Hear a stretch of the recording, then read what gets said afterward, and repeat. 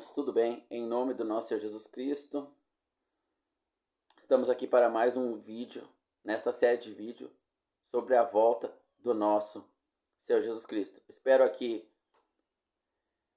dar liberdade para que o Espírito Santo me traga referências das Escrituras, para então falarmos nesse assunto. Ele está começando a afunelar, né? Eu comparo as Escrituras a uma visão panorâmica e uma visão específica de cada ângulo, situação ou coisa dentro dessa visão panorâmica. Eu dei um exemplo há um tempo atrás aqui de uma célula. A gente tem a célula, um dia a ciência descobriu que o corpo é composto e feito por células, uma grande descoberta científica, mas mais para frente um cientista descobriu que essa célula tem divisões, membrana plasmática, núcleo, mitocôndria, e cada divisão tem lá a sua função. A membrana plasmática protege ali o núcleo, né, de entrada de vírus, etc. Enfim, a visão da volta do nosso Senhor Jesus Cristo tem a visão geral, que todos conhecemos, que ele voltará em carne e reinará aqui na terra por 1000 anos, né? Mesmo assim, ainda assim, essa visão se difere um pouco entre alguns irmãos, né? Mas a volta dele, ela é uma visão geral para todos os irmãos. Agora, essa célula, fazendo uma analogia que seria a volta do Senhor Jesus, muitos só entenderam o quê? Que a igreja é um corpo a qual o Senhor Jesus voltará a buscar lá. A ciência espiritual, vamos dizer assim, a razão dos irmãos chegaram pela comunhão com o Senhor Jesus a esse conceito de que o Senhor Jesus voltará para buscar o seu corpo, a sua igreja, e levar para onde ele estiver. João 14, eu vou para o Pai, voltarei e vos buscarei. Ótimo, grande promessa, grande consolo. Mas alguns irmãos, como o apóstolo Paulo, não só viram a célula toda, não só descobriram que o corpo ali é composto de células, cada irmão seria uma célula desse corpo que forma a igreja, mas também há divisões dentro desse corpo, no caso aqui, falando da vinda do Senhor Jesus Cristo. Há divisões como a mitocôndria, a membrana plasmática, o núcleo, essas divisões formam a célula, cada um tem a sua função. Então a vinda do Senhor Jesus, comparando, fazendo uma analogia a uma célula, ela tem as suas etapas e as suas divisões. E aí começa a haver as divergências de opinião entre os irmãos.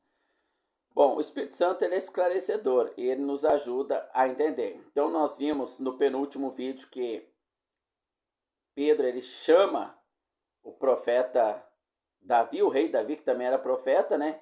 E anuncia, ele fala para os irmãos, lembro que Davi, sendo profeta, prometeu que ele viria, morreria, ressuscitaria e voltaria e reinaria no seu trono.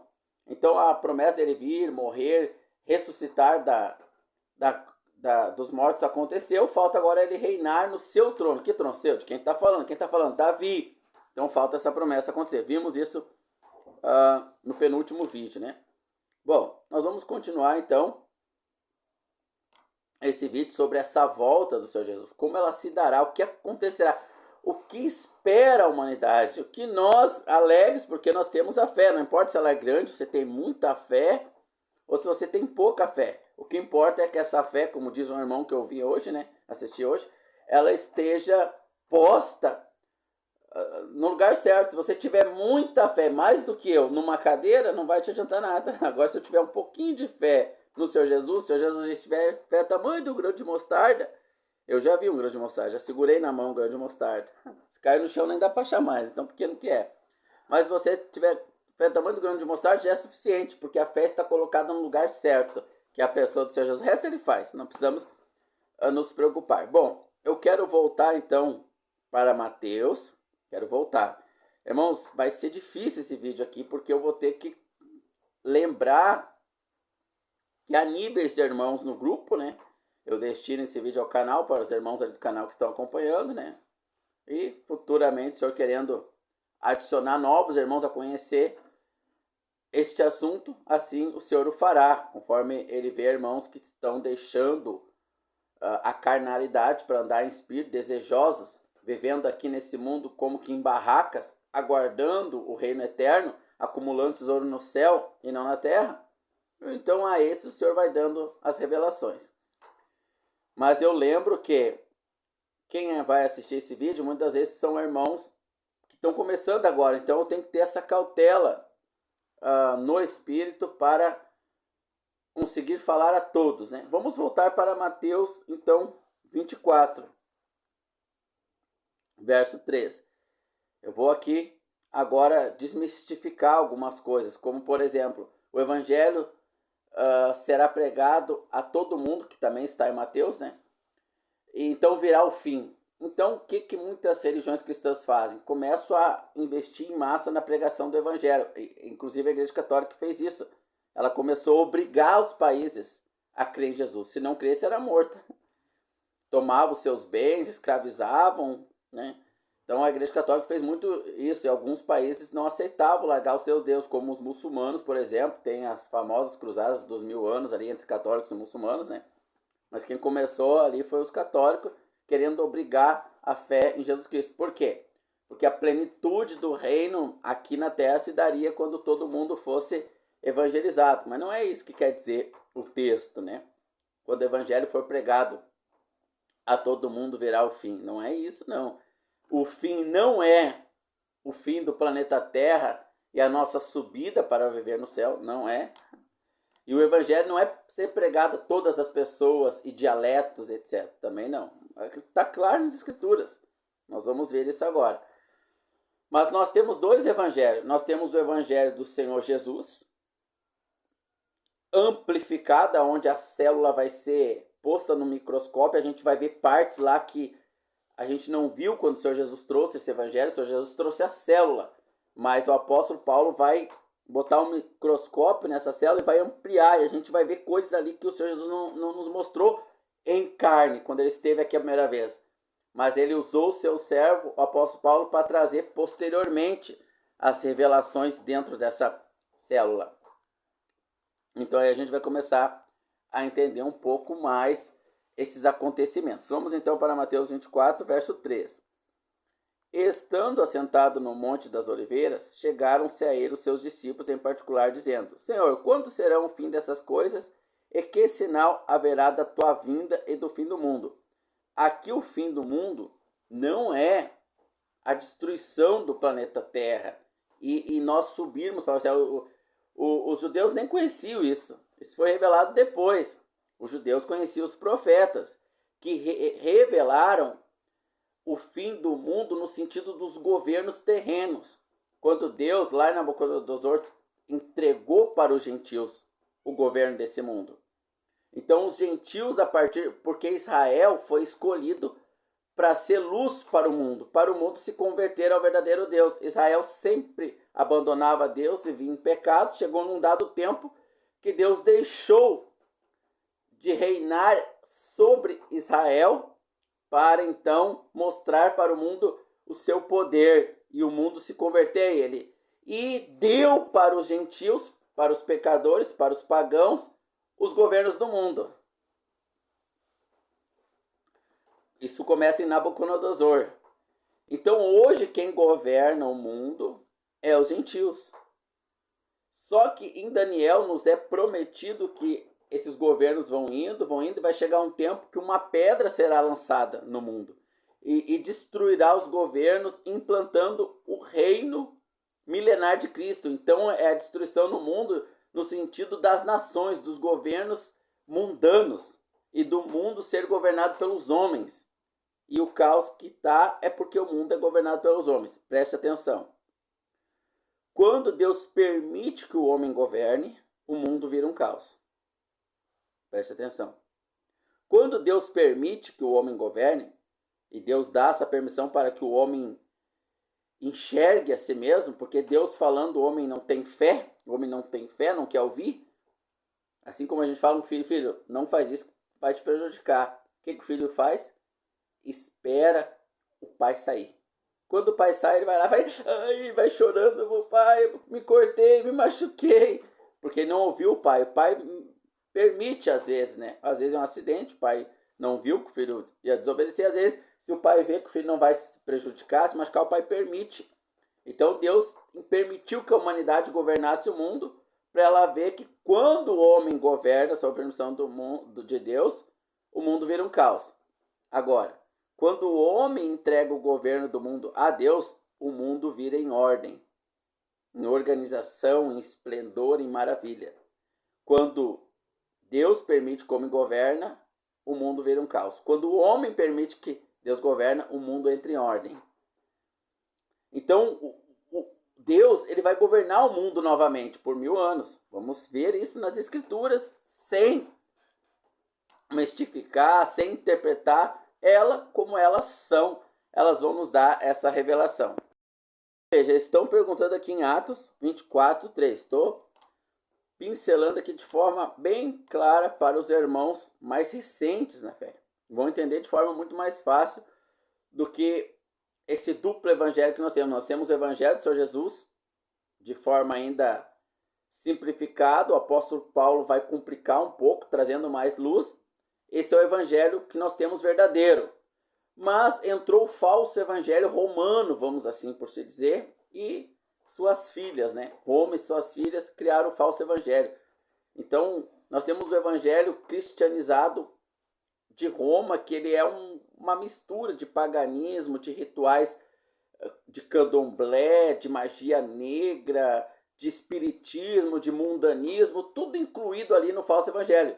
Então, Gálatas capítulo 4, 3 e capítulo 1 também, 1 e capítulo 3, o apóstolo Paulo vai dizer: quem vos fascinou tão depressa do meu evangelho, que é o evangelho do Senhor Jesus Cristo, só mais ampliado.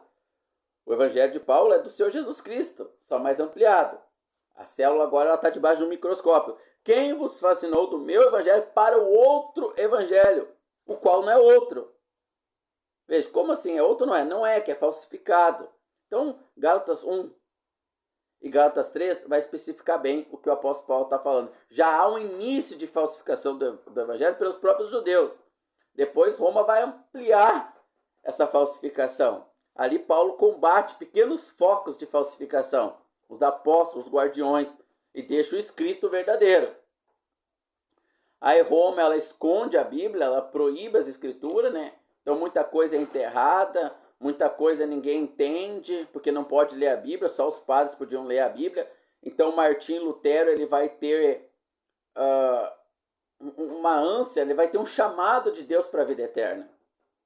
Então muita gente menospreza as revelações que Martim Lutero trouxe para nós.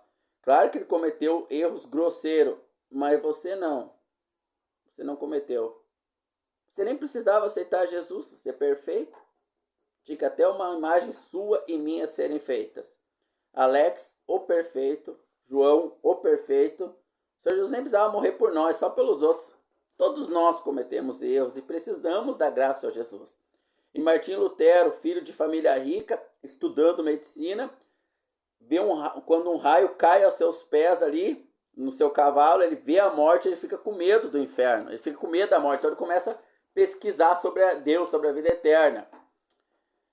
E ele então vai virar monge, que ele é orientado por um amigo, os monges têm passagem garantida para o céu. E lá, ainda não a instituição católica como nós temos hoje, né, mas já o catolicismo, vê como Lutero era letrado, ele é escolhido lá para ser padre, vai crescendo lá. Então ele tem acesso à Bíblia, porque só os católicos tinham acesso à Bíblia. Então, há 500 anos atrás, a verdade sobre a salvação pela graça foi desenterrada. Muitos irmãos tinham a Bíblia escondida e tinham essa verdade. Sempre teve irmãos que tiveram acesso à verdade. Mas popularmente espalhada pelo mundo, o Senhor Deus usou Martim Lutero para trazer essa revelação da graça somente pela fé. E ele ajudou a traduzir as escrituras em vários idiomas, né? Colocou lá na vasilha do Vaticano as 94 ou 6 teses contra a Igreja Católica, baseado pela Bíblia.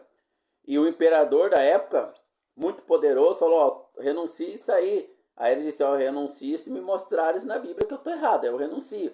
Então ele enfrentou, ele arriscou a vida lá, né? Foi excomungado, foi ameaçado de morte, teve que fugir. Então ele estava convicto da sua crença na salvação pela fé. Cometeu erros graves? Cometeu, como nós já cometemos. Somos falhos. Mas ele trouxe essa verdade muito importante. É um irmão que trouxe uma verdade muito importante mesmo com os seus erros, né? E novas verdades foram sendo desenterradas por irmãos mais piedosos ainda, às vezes, do que o irmão Martinho Lutero. Então, os discípulos, eles estão perguntando aqui, ó. E assentando-se no Monte das Oliveiras, chegaram a ser seus discípulos particulares e perguntaram: Senhor, quando haverá de restaurar essas coisas e quando será o sinal da tua vinda e do fim do mundo? Então agora nós vamos, isso o Senhor Jesus Cristo não tinha morrido ainda. Ele está ali, né? Ele falou sobre a destruição do templo, referindo-se a ele mesmo, né? E a reconstrução, que seria a sua ressurreição dos mortos. E agora em Atos, capítulo de número 1, verso 6, o Senhor Jesus já tinha morrido, tinha ressuscitado, então os judeus, os discípulos, vão perguntar agora para ele.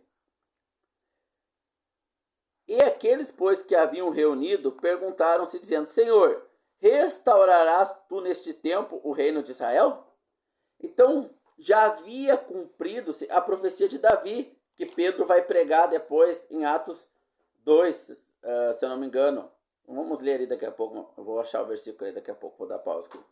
Mas o que Davi prometeu já havia se cumprido. O Senhor já havia vindo. O Espírito revelou que ele era o Messias, porque mais de 70 falsos Messias apareceram antes do Senhor Jesus. Então, quando o Senhor Jesus fala em Mateus 24 que muitos falsos profetas viriam, não é nada novo, porque passados só 70 já haviam se manifestado ali, falsos cristos, falsos Messias. Então era muito difícil para eles acreditar que Jesus, depois de 70, 71 era o verdadeiro. Precisava de uma revelação do Espírito. Por isso, preste atenção, irmãos, por isso que o Senhor Jesus disse: aquele que o Pai não trouxer a mim, não vem a mim. Só vem a mim quem o Pai trouxer a mim, porque 70 disseram que vieram do Pai, porque esse vai ser o verdadeiro. 70 falsos cristos já haviam surgido. Porque é só o Pai nos revelar a verdade. Não tem como nós saber a verdade no meio dessa confusão toda se o Pai não a nolo revelar. Bom, então agora você vê que é a mesma pergunta de Mateus 23, ó, de Mateus 24, 3. Estando assentado no Monte das Oliveiras, chegaram a ser os seus discípulos em particular, dizendo: quando serão essas coisas? Quando haverá da tua vinda e do fim do mundo? Então eles queriam saber da pedra de Daniel caída na estátua, derrubando os governos do mundo e restaurando o governo milenar. Agora, as profecias de Davi já se cumpriram, né? Do Senhor Jesus ressuscitado. Agora eles perguntam novamente, ampliando a pergunta, em Atos 6, 1, 6. Aquele, pois, que haviam se reunido, perguntaram ao Senhor: restaurarás tu neste tempo o reino a Israel? Israel, não é o mundo, veja, Israel. Israel tem a profecia de Daniel. E agora estão perguntando, é nesse tempo que restaurará a profecia de Daniel? Que profecia é essa? Vamos ver, vou dar pausa aqui, acho que é Atos 2. Atos 2, eu acho que dá para começar aqui, 22, versículo 22. Varões israelitas, veja, ele está pregando para Israel. Pedro, até agora, Jesus já tinha ressuscitado. Preste atenção, irmãos. Preste atenção. Pedro, até agora, só acreditava no Messias para Israel. Ele não está esperando a plena compreensão da graça. Em 1 Pedro 3, verso 15 e 16, você pode notar, isso é um estudo profundo. Então você tem que ouvir, ler comigo, dar pausa, pegar as tuas escrituras, ler os textos, anotar os outros e conferir. Examinar as escrituras, diz o Senhor Jesus. E Timóteo 2,15, o apóstolo Paulo vai dizer: e nós devemos ser obreiros aprovados, que maneja bem as escrituras e não tem do que se envergonhar. Então, Pedro, ele não entendia ainda sobre o reino, a amplitude da célula, né? Vamos dizer assim, usando essa metáfora. Ele só entendia que o Senhor viria e que Israel seria restaurada. E em 1 Pedro 3, 15, 16, ele vai dizer coisas que o nosso amado irmão Paulo segundo a sabedoria que Deus lhe deu, de difícil interpretação nos traz. Em Atos, capítulo de número 10, Pedro está no terraço orando e um anjo aparece para ele. Primeiro um lençol com animais que os judeus não podiam comer, e uma voz do céu, que é o próprio Senhor, diz: mata e come. Pedro, Atos capítulo 10. Pedro vai responder: eu não posso comer essas coisas, porque ele ainda era judeu, esperando as profecias que vão ainda se cumprir para Israel. Ainda, mesmo no tempo da graça, profecias para Israel. Claro, vamos continuar aqui nas Escrituras. Então Pedro ele não entendia a plenitude da graça, essa nova dispensação, essa nova ordem. Então a voz do céu responde: mata e come. Não diga que é imundo que eu purifiquei. E depois que o lençol subiu, o anjo disse: vai vir uns homens aí, bater na porta, vai com eles sem discutir. Por quê? Porque esses homens eram gentios e os judeus não podiam entrar nos templos gentios, na casa de um gentio. Porque a salvação era só para os judeus. Os gentios não iam ser salvos. Então Pedro ainda não está entendendo nesta pergunta de Atos 1:6. Quando restaurarás Israel? E agora está pregando para os israelitas aqui. E lá em Atos 10, ele prega para Cornélio, porque Cornélio diz: um anjo mandou te chamar. E o Espírito desce sobre Cornélio. E Cornélio é salvo, mas Cornélio não era israelita. Aí ele começa: opa, tem mais coisa aí. Pensa, irmãos. Os judeus foram criados nas profecias para Israel. Então como que eles entenderiam coisas que não estavam nas profecias? Coisas novas ali, não claras nas profecias. Como eles entenderiam? Então vamos continuar aqui. Verso 22. Varões israelitas, escutai as palavras a Jesus Nazareno, homem aprovado por Deus entre vós com maravilhas, prodígios e sinais, que Deus por ele fez no meio de vós, como vós mesmos sabeis. A este que vós foi entregue, pelo determinado conselho e presciência de Deus, tomando vós o crucificaste e o mataste pelas mãos de injustos, a qual Deus o ressuscitou sobre as ânsias da morte. Pois não era possível que fosse retido por ela, porque dele disse Davi. Eles vão citar sempre os profetas, porque era o que eles tinham de revelação de Deus. Deus se manifestou a Israel pelas profecias, através dos profetas. Então agora Pedro está citando uma profecia de Davi. Ele está dizendo: Davi é profeta. E ele disse o quê? Porque dele disse Davi: sempre via diante do meu Senhor, porque este à minha direita, para que eu não seja comovido. Por isso se alegrou o meu coração e a minha língua exultou, e ainda a minha carne repousará seguro. Algumas traduções: não irá se decompor, ou não verá corrupção, o corpo físico. Pois não deixará a minha alma no Hades, que é lugar de mortos, no paraíso. O Senhor Jesus não foi ao inferno, como alguns pregam, por causa dessa palavra. Hades, ele tem mais de um significado, é lugar de mortos. Tem tanto paraíso no lugar de mortos. O Senhor Jesus disse para o ladrão da cruz, pouquinho antes de morrer: hoje mesmo estará comigo no paraíso, não no inferno. Então, no Hades tem tanto o inferno quanto o paraíso. Eu fiz um curso de hebraico para entender o tempo verbal das palavras e também a amplitude que o português ele diminui, ele esconde do significado das palavras, como amor, por exemplo, pode ser ágape, pode ser eros. Então nós teríamos que entender a contextualização da palavra. Então veja, o que o profeta Davi está dizendo: fizeste-me conhecido os caminhos da vida, como a tua face encheste de júbilo. Então veja, Davi ele profetizou que o seu Senhor estaria do lado do seu Senhor, não se referindo a ele. Então vamos continuar aqui o texto 30. Sendo, pois, Davi profeta, e sabendo que Deus havia prometido com juramento que do fruto dos seus lombos, ou seja, da sua descendência, havia prometido com juramento do fruto dos seus lombos, segundo a sua carne, levantaria o Cristo para assentar em seu trono. Veja, levantaria quem? o Cristo para sentar em seu trono. Trono de quem? De Deus? Ao lado de Deus, não. Trono de Davi. Deus prometeu para Davi que da sua descendência viria o Cristo que assentaria no seu trono. Então o Senhor Jesus voltará. Eles estão. Por que eles perguntam no capítulo 1, verso 6, se não me engano, foi isso que nós lemos, né? E aqueles, pois, que haviam se reunido, perguntaram, dizendo: Senhor, quando restaurarás tu o reino a Israel? Israel voltará a reinar. Israel reinará por 1000 anos sobre todas as nações. E as escrituras vão aqui deslinchar.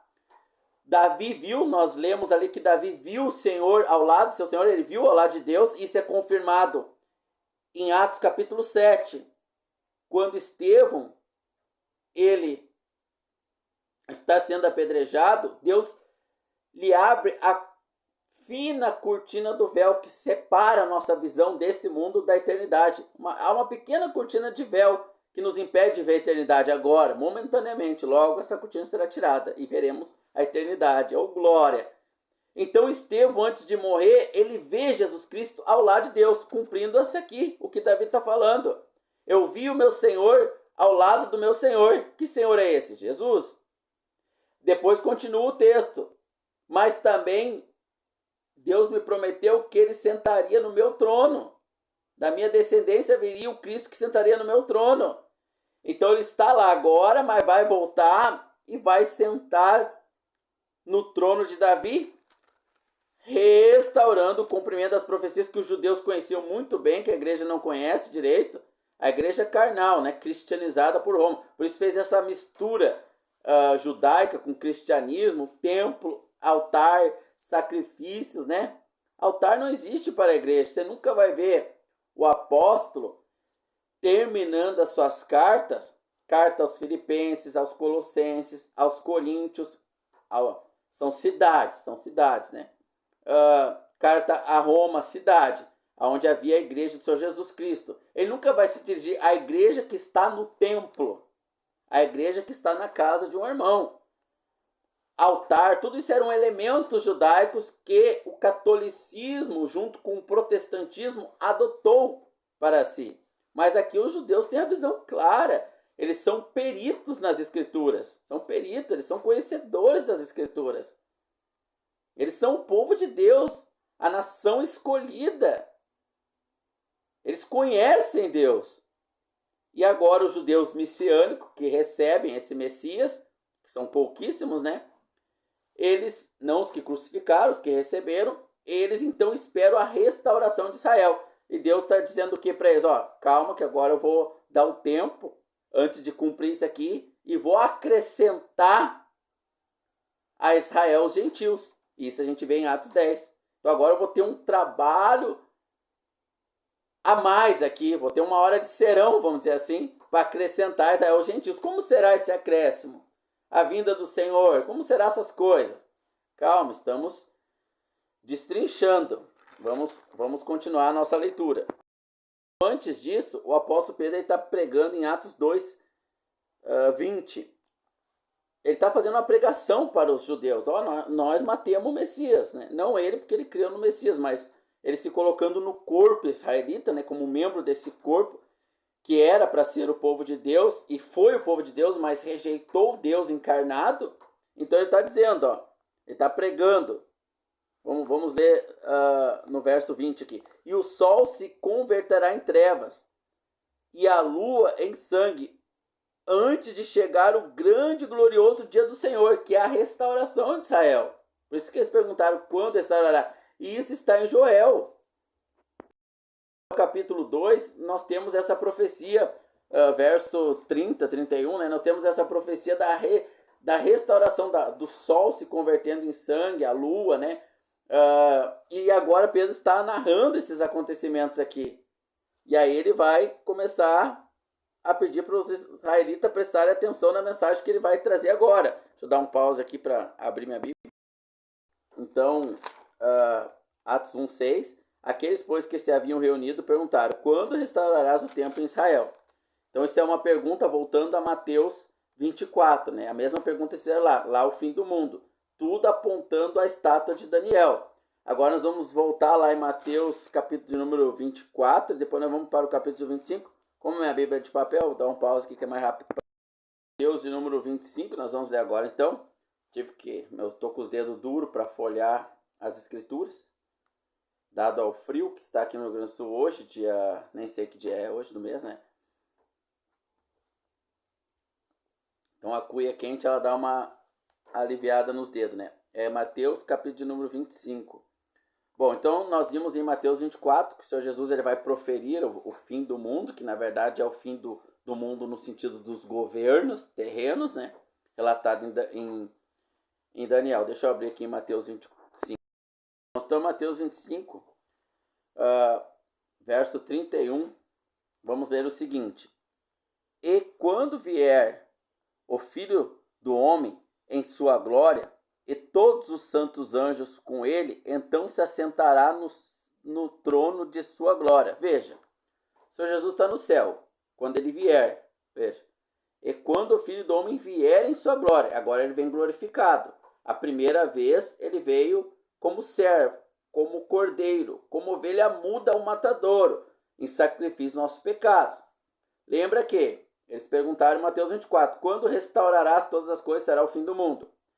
Em Atos 1:6, nós vimos o que significa essa pergunta, que ela foi ampliada. É agora, nós te perguntamos lá antes do Senhor morrer. Vamos perguntar de novo. É agora que o Senhor restaurará Israel?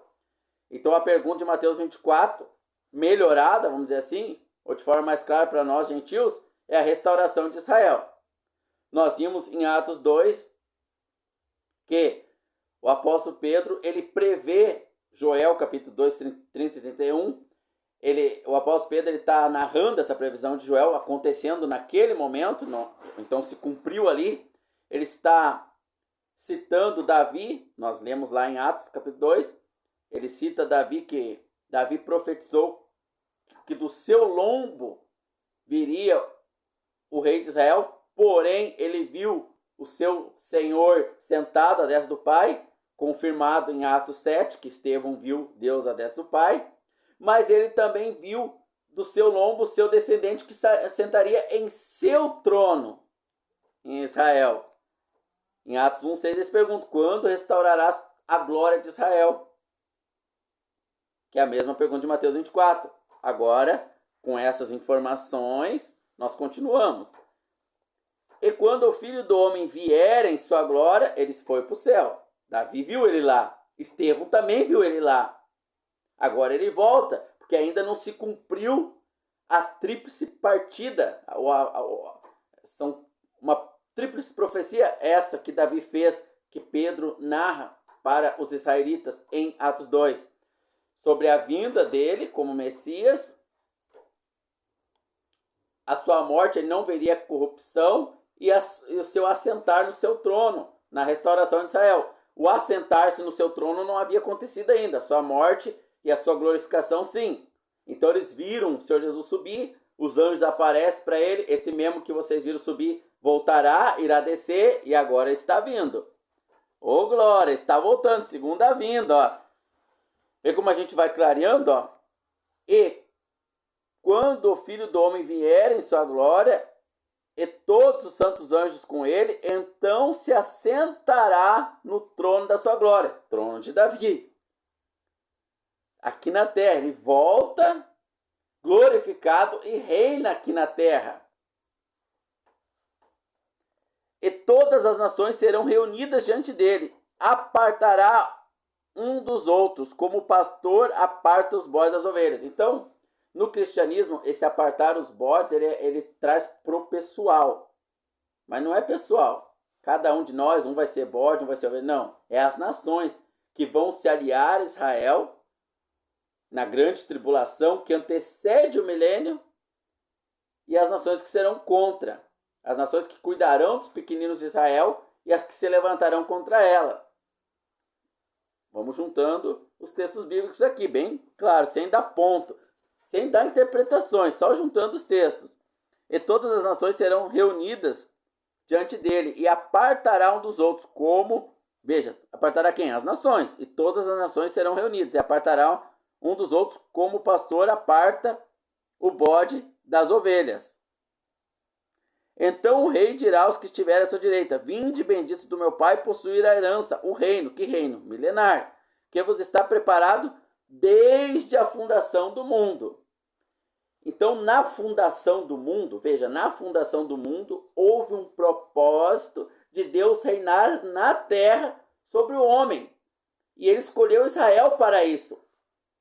Até que Israel pede um rei. Ele vê as nações, a todas as nações tem um rei. Nós queremos um rei também. Aí é levantado quem? O rei Saul. E aí está claro, né, irmãos? Lembra do rei Saul? Mas Deus queria que as nações olhassem para Israel e pensassem: nossa, Israel não tem nenhum rei, olha como ela é próspera, abençoada, vamos seguir o exemplo de Israel, vamos seguir a esse Deus aí. Mas ao invés das nações olhar para Israel, Israel olhou para as nações. E aí começou Israel a ter reis. Teve Saul, teve Davi. E depois de um tempo, Deus desistiu de reinar sobre Israel através de reis, que nem era para ser sobre reis, e entregou os reinos totais desse mundo aos gentios, lá na estátua de Nabucodonosor. Você viu como não é difícil, irmão? As profecias vindo numa sequência em cumprimento aqui. Então ele volta agora, e quando o último reino da estátua for destruído pela pedra, é implantado o reino messiânico, que Davi falou em Atos 2, ali, que Pedro falou a profecia de Davi. No verso 43 eu lemos: sendo estrangeiro, não me reconhecestes. Então quem são os estrangeiros aqui? Os israelitas em todas as nações. Por quê? E ele juntará as nações. Então os israelitas espalhados, quando Deus vier restabelecer Israel, as nações que protegeram, que cuidaram dos israelitas, vão ser protegidas pelo Senhor Jesus no reino milenar. As demais não serão. Então nós temos que estudar esses reinos de Nabucodonosor, passando pelo reino de Nabucodonosor, pelo reino medo-persa, pelo reino romano, pelo reino grego, depois pelo reino romano, depois pela divisão desse reino onde ele foi entregue a várias nações, entrando o nacionalismo, até o anticristo que virá, que é o último. Aí a pedra ela é lançada. Onde os judeus eles tinham essa promessa do reino milenar. Vamos ver Apocalipse, capítulo de número 20, eu acho.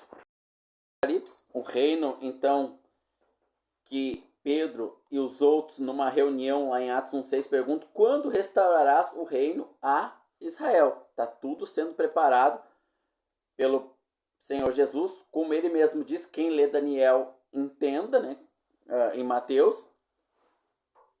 Então o Senhor está preparando os governos que estão em caos para a chegada do anticristo, que é um outro falso profeta, que lá em Mateus ele vai dizer: cuidado com aqueles que dizem ser o Cristo, né? E ele se dirá ser o Cristo, ele fará coisas maravilhosas, ele vai acabar com a fome, com todos os problemas globais, ele vai ser adorado por todos. Tudo que o cristianismo falso prometeu, lembra que nesse vídeo eu citei Gálatas 1 e Gálatas também 3, onde o apóstolo Paulo fala do verdadeiro evangelho pregado por ele, que foi preso, torturado, morto, assim como os outros apóstolos, porque esperavam um outro reino e não a imposição, como os católicos fizeram, impor um reino aqui. Eles esperavam que o Senhor Jesus viesse impor esse reino, e não eles.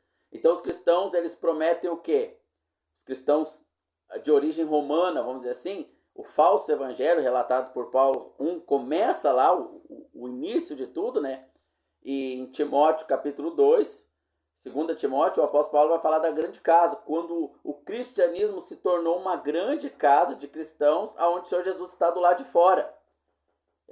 E nós, como diz em Hebreus capítulo 13, versículo 13, nós temos que sair fora dessa confusão religiosa que traz um falso evangelho de poder terreno, de querer levantar, cada vez que a gente levanta a bandeira para um presidente, é como se a gente dissesse assim, a gente quer o anticristo governando.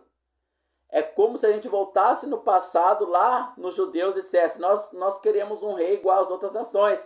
Então Deus permitiu que Saul fosse escolhido como rei. Quando a gente levanta a bandeira de um presidente, a gente está pedindo para outro reinar nesse mundo que não seja o nosso Senhor Jesus. Então a gente não se envolve na política se a gente entendeu o verdadeiro evangelho. Porque vai estar lá governos ruins que o próprio Deus vai colocar. Quando o Senhor Jesus ele está diante de Pôncio Pilatos, Pilatos diz para ele, eu tenho na minha mão o poder de te soltar ou de te crucificar. O Senhor Jesus responde, nenhum poder tu tens sobre mim que o Pai não tenha te dado. Então ele era um mau governo, perseguiu, mandou matar os cristãos, mas foi o Pai que colocou ele lá. E o anticristo, com a permissão do Pai, vai enganar as multidões. Por quê? Porque ele vai dar o que o cristianismo falso ofereceu. Prosperidade, riqueza, coaches evangélicos, fortunas, iates, mansões e tudo que prometeu e ninguém teve, só os que prometem, mas a maioria do povo cristão não teve, ele vai dar. Como em Roma. Em Roma, o imperador romano, onde começou o falso evangelho de forma mais sistêmica, o imperador romano amassageou a igreja. Ele dava pau na igreja, a igreja sofria e era purificada, cada vez mais santa, cada vez mais pura. Então Satanás viu que não deu, ao invés de perseguir, torturar a igreja, ele tentou prostituí-la. Ele se apareceu sedutor para ela. Eu vou ser o teu amante, tu vai trair o Senhor Jesus comigo. Então virá o anticristo, enganará muitos. E o Senhor Jesus falou isso em Mateus 24, mas muitos falsos já haviam vindo antes dele, mais de 70. E esse então será o auge do anticristo. Então vamos ler Apocalipse 20, verso 1. E vi descer do céu um anjo que tinha a chave do abismo e uma grande cadeia na sua mão. E ele prendeu o dragão, a antiga serpente, que é o diabo, Satanás, e amarrou por 1000 anos. Relançou-o no abismo e ali o encerrou, e pôs selo sobre ele, para que não mais engane as nações até que os 1000 anos se acabem. Então veja, Satanás apareceu para o Senhor Deus, e o Senhor Deus pergunta, de onde vens? Satanás responde, de rodear a terra. Jó, capítulo 1, 2 e 3. Vou dar aqui todos os capítulos já sobre esse diálogo aí e os acontecimentos futuros. Jó, capítulo 1, 2 e 3.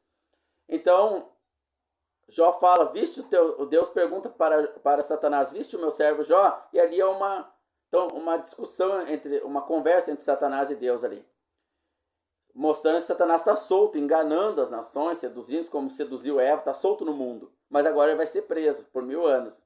Não vai mais tentar as pessoas no mundo, no planeta Terra. Rodear a Terra, ele disse. Continua. E vi tronos, e assentaram-se sobre eles, e foi dado o poder de julgar, e vi as almas daqueles que foram degolados pelo testemunho de Jesus, e pela palavra de Deus, e que não adoraram a besta e nem a sua imagem.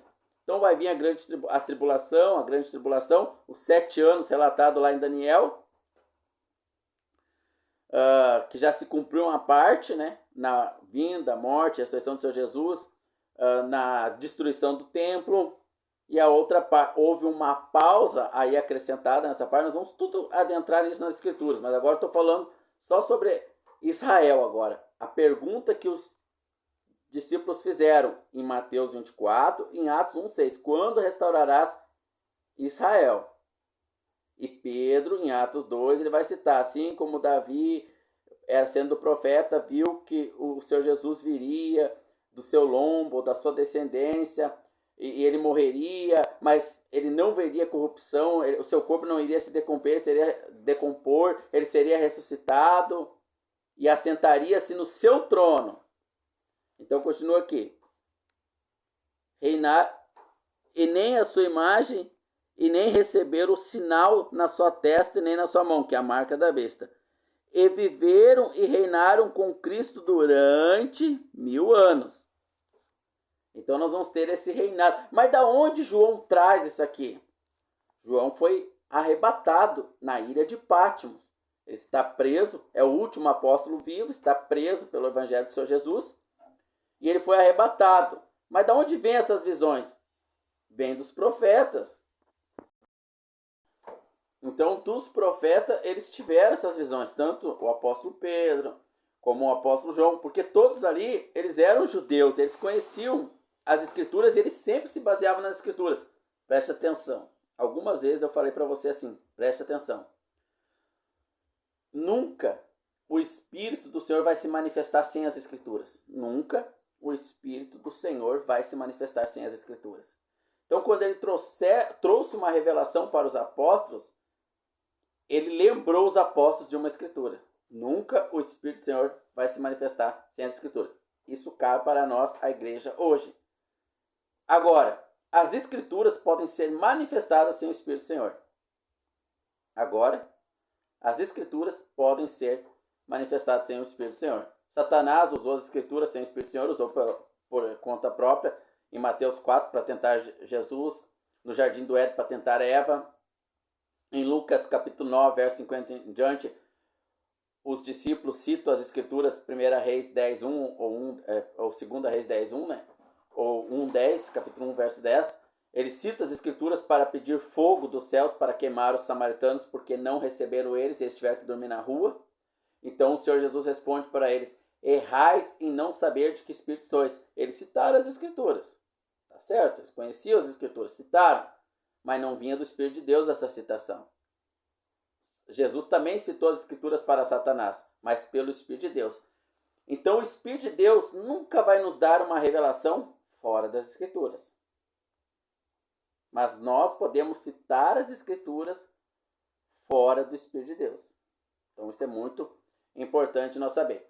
Então, esse milênio aqui que Pedro está revelando em Apocalipse, ele vem com as escrituras. Embora o Espírito arrebatou e está trazendo essa visão, está baseado nas escrituras. Em Zacarias capítulo 12 em diante, até o 14, quando Israel estiver aqui passando por essa grande tribulação e tiver sitiado lá por mais de 200 milhões de soldados e tiver lá desesperada, eles vão crer no Messias e vão invocar o Messias. E o Messias vai descer. Nós acabamos de ler anteriormente. E vindo dos céus, ele voltando dos céus, com grande glória, e seus anjos. Então ele vai descer lá no Monte das Oliveiras. Vai botar os pés lá, diz em Isaías 14. Vai botar os pés lá no Monte das Oliveiras. E eles vão ver o Messias e não vão ter para quem correr. Vão ser obrigados a pedir ajuda a ele. E ele vai ajudar na grande tribulação. Uns anos antes, antecedente aqui, a entrada no milênio. Então, quando ele fala lá, se não fosse a abreviação desses dias, em Mateus 24, esses dias estão sendo abreviados, nenhuma carne se salvaria. Então, é quando o Senhor Jesus aparece, eles pedem socorro, ele abrevia os dias e a carne, os judeus vivos, entram no milênio. Se não fosse a abreviação desses dias, nenhuma carne se salvaria. Então essas são promessas desde a fundação do mundo. Desde a fundação do mundo. Quando restaurarás o reino a Israel? Mas aí parece que a igreja fica meio de fora. É outro assunto, mas a igreja ela está incluída em todos os planos de Deus, na vontade de Deus. Mas aqui nós estamos trazendo os acontecimentos proféticos na sua ordem. E é assim que vai acontecer. Independente de como a igreja está enxertada nessa história. Aí nós vamos ter a célula, que é a visão do corpo todo sendo formada por células, né? Que é os acontecimentos proféticos. E nós vamos ter ali a ampliação dessa célula, vendo ali que ela tem uma mitocôndria, uma membrana plasmática, um núcleo, que é como a igreja se desenrola nesses acontecimentos também, junto aí com Israel, né? Então aqui é os acontecimentos proféticos. Agora, o milênio, embora ele esteja citado aqui, esse reino milenar por 1000 anos, ele vem das escrituras, como o Senhor Jesus vindo lá em Zacarias do 12 ao 14, em Isaías capítulo número 2, deixa eu abrir aqui a escritura, vou dar um pau. Isaías capítulo 2, 4 e 5. E ele exercerá juízo sobre as gentes e repreenderá muitos povos, as nações, E estes converterão as suas espadas em enxadões e as suas lanças em foices. Não levantará espada nação contra nação. Quando Israel, que é escolhido por Deus para mostrar luz ao mundo, ao invés de obedecer a Deus, eu te apresento bênção e maldição. Israel é um plano terreno de Deus, como demonstração do que seria o Éden. Israel, preste atenção, Israel é um plano terreno de Deus, como seria o Éden se Adão se sujeitasse à sua ordenança. Como Adão não se sujeitou, o mundo caiu num caos, veio o dilúvio, etc. Não dá para adentrar em tudo aqui, eu vou fazer vários vídeos, né? Israel é um plano terreno. Israel ela é escolhida desde a fundação do mundo, como nós lemos, para representar o poder de Deus terrenalmente, não lá nos céus, mas terrenalmente. Então, quando Jesus vier reinar, porque Israel viu as nações e pediu um rei, então Deus deu Saul, a partir dali começou o declínio de Deus reinando sobre Israel, até que em Nabucodonosor Deus entregou aos gentios o governo do mundo. Então, vamos continuar aqui. No verso de número 4. E ele exercerá juízo sobre as gentes, e repreenderá muitos povos. E eles converterão as suas espadas em enxadões, e as suas lanças em foices. Não levantará espada nação contra nação, nem aprenderão mais a arte da guerra. Vinde, ó casa de Jacó, e andamos na luz do Senhor. Mas tu desamparaste o teu povo e a casa de Jacó, porque se encheram dos teus costumes do Oriente, e são agoreiros como os filisteus, e se associam com os filhos dos estranhos. Então Deus ele abandonou Israel, entregou Israel na mão dos governos dos gentios. Por quê? Mas esse abandono ele é parcial, porque Israel se afeiçoou ao mundo, quis ser igual ao mundo. Esse abandono é parcial. Dentro do mundo vai ter as nações que vão ajudar Israel, e tem as que vão tentar destruir. Os bodes e as ovelhas. Lembra lá dos bodes e as ovelhas? Tudo aí, tudo encaixado sem interpretação, só a Bíblia se auto-afirmando. O Espírito nos traz as profecias, as revelações, sempre usando as Escrituras. Nunca o Espírito vai nos revelar nada fora das Escrituras. Então, o que João está falando, embora ele recebeu a revelação ali, ele é arrebatado e tem a revelação do Apocalipse, o Espírito está trazendo dentro de base das Escrituras.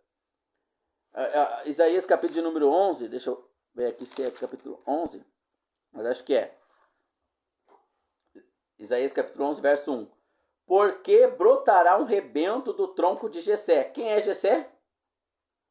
Para os irmãos que não sabem, é o pai de Davi. Porque brotará um rebento do tronco de Jessé,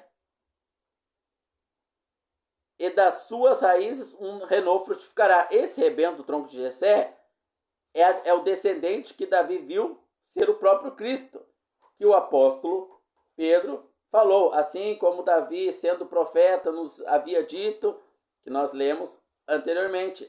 Esse descendente que virá aqui, que brotará de Jessé, que é pai de Davi, é o nosso Senhor Jesus Cristo, que veio, que não viu a corrupção, que voltará a segunda vez e assentará no trono de Davi, que isso ainda não se cumpriu, está se cumprindo agora nas demais profecias, está se cumprindo nas Escrituras, mas o acontecimento literal é futuro, né?